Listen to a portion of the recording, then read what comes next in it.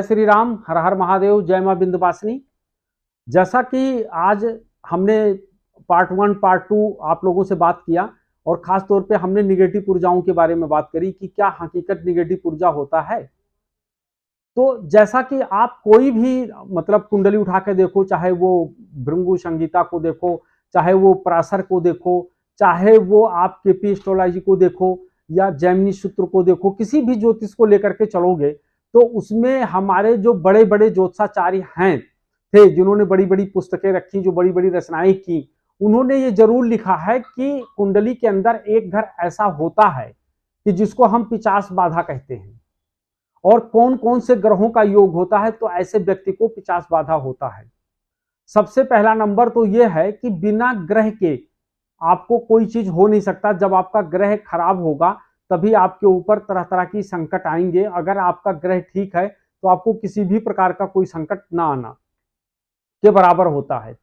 इसी तरीके से जैसे हम अगर निगेटिव ऊर्जा की कोई बात करें, अगर तुम्हारे घर में कोई भी स्त्री बीमार है और उसका इलाज चल रहा है, फायदा नहीं हो रहा है और बहुत ज्यादा दिक्कतों से उसको गुजरना पड़ रहा है, सबसे पहले यह मान लेना कि जो महिला है, महिला को आदि शक्ति कहा गया है।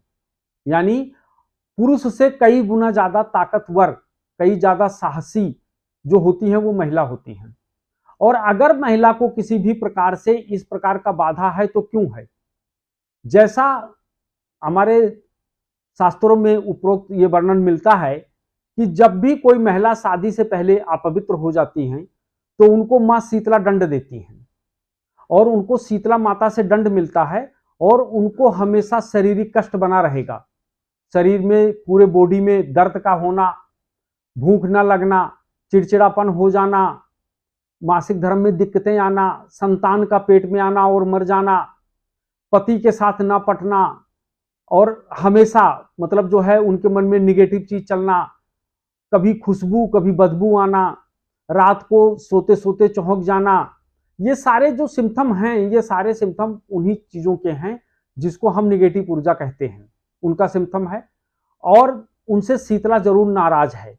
अगर शीतला नाराज नहीं होंगी तो स्त्री को कभी भी कोई भी पिशाच बाधा या भूत बाधा नहीं हो सकता है, या उनको किसी भी प्रकार की निगेटिव ऊर्जा उनके ऊपर हावी नहीं हो सकती है। क्योंकि हमारे शास्त्रों में बताया गया है कि प्रथम महिला सती सावित्री थी, जिन्होंने अपने पति के प्राण को वापस ले लिया था।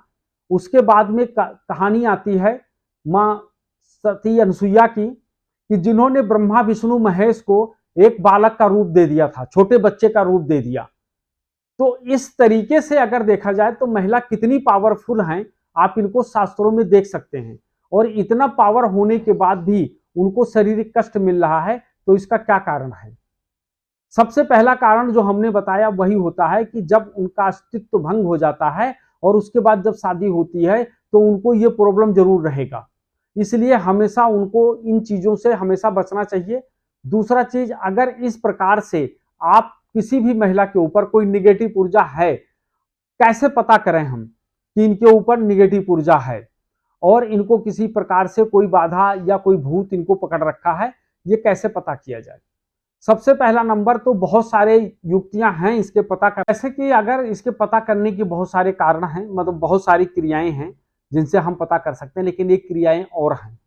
वो क्रिया क्या है कि सुबह सुबह नहा धो करके और एक लोटा जल, उसमें गुड़, 7 लौंग का जोड़ा, फूल, एक चुटकी हल्दी डाल करके और मां शीतला यानी नीम के पेड़ में जल डालना चाहिए। ऐसा आपको अनवरत 1 हफ्ता तक करना है। 1 हफ्ते में आपको ये देखना है कि हमको क्या फायदा है। 1 हफ्ते में जो आपको फायदा होगा वो बहुत बढ़िया, बहुत अच्छा फायदा होगा। अगर आपके ऊपर किसी भी प्रकार की इस चीज की दिक्कतें हैं, कई बार क्या होता है कि हम समझ नहीं पाते हैं और भूत प्रेत का नाम दे देते हैं। कभी कभी क्या होता है कि स्त्रियों को एक बीमारी होती है जिसको हम हिस्टीरिया कहते हैं। अब सोचने के कारण से अचानक से गिर जाना, उनका दांत जम जाना और मुंह से झाग गिरना, इस पे क्या होता है, बहुत सारे लोग कहते हैं कि इसके ऊपर बहुत बड़ी मतलब कोई पिचासी बाधा है। या ऐसी हरकत करना, बार बार हाथ धोना, संडास में बैठ करके संडास किए हुए चीजों को यानी पोटी को घर में बिखेर देना, या बच्चों को मारना पीटना, या कपड़े फाड़ देना या मैले कुचैले या ना नहाना धोना, कई सारी चीजें होती हैं। तो इसमें क्या लगता है कि हम जब भी किसी ओझा सोखा के पास जाते हैं तो वो सबसे पहले ये बताते हैं इनके ऊपर निगेटिव ऊर्जा है, इनको कोई भूत पकड़ रखा है। ऐसा नहीं है कि उनको भूत पकड़ रखा है, क्योंकि उनको एक बीमारी की चीजें जो होती है ना, तो हम कई बार उसको भूत बाधा का नाम दे देते हैं, जबकि ऐसा नहीं होता। इसमें कई सारी मेडिसिन भी होता है, कई सारे होम्योपैथिक और आयुर्वेदिक इलाज भी इसका है। आयुर्वेदिक और एलोपैथ, इनमें अगर इसका इलाज करवा करके ठीक हो किया जा सकता है। कई बार तो ऐसी स्थितियां हो जाती है कि पागलपन का दौरा पड़ने लगता है और ऐसे लोग पागलों जैसी हरकत करने लगते हैं। तो हमको क्या लगता है कि इनको भूत पकड़ रखा है। तो इसलिए कभी भी इन सब चीजों का अगर आपको कभी पता करना है या इसका इलाज करना है, तो आप हमेशा प्रामाणिक गुरु, जो अच्छे गुरु हों, मतलब पढ़े लिखे हों, उनसे जाकर के अगर इससे आप कंसल्टेंसी करते हैं, उनसे बातचीत अगर करते हैं, तो वो आपको स्पष्ट बताएंगे कि इनको क्या बीमारी है। तो खास तौर पे कई बार ऐसी भी बीमारी हो जाती हैं। और यही नहीं, मतलब ये औरत को ही नहीं होता है, ये बीमारी कई बार पुरुष को भी होता है। कई सारी अंदरूनी कमी के कारण से पुरुषों को भी हो जाता है और पुरुष भी वही हरकत करने लगता है जो स्त्री करती है। कई बार वो नशेड़ी बन जाते हैं, नशा करने लगते हैं, दिन दिन भर नशा करेंगे, भोजन नहीं करेंगे, पागलों की जैसी बड़बड़ बड़बड़ करते रहेंगे, अत्याधिक बोलने लगेंगे, नींद नहीं आएगी उनको, उच्चाटन जैसा होने लगेगा। ये सारी चीजें जो हैं, कोई जरूरी नहीं कि ये भूत का है। ऐसे में क्या होता है, कई बार मैंने देखा हूं कि लोग भूत प्रेत का नाम दे करके या भूत प्रेत जैसी चीजें करके और वो अपने जीवन को नष्ट कर देते हैं। ऐसा नहीं करना है।